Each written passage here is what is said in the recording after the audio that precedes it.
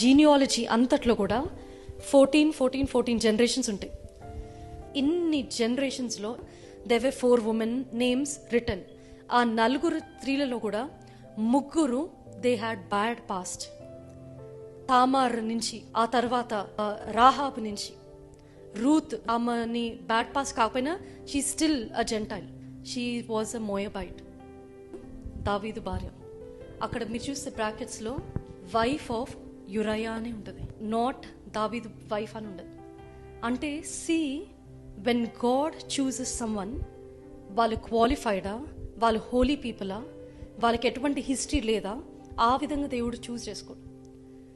They were also good people in the list. ఆ జీనియాలజీలో చూస్తే మంచివారు కూడా ఉన్నారు.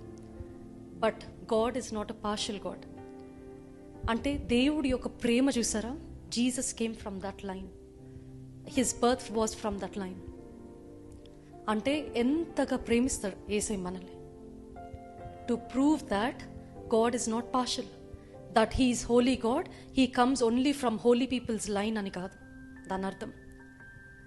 హీ కమ్స్ ఫ్రమ్ వారు ఎటువంటి వారైనా కూడా God has still chosen that.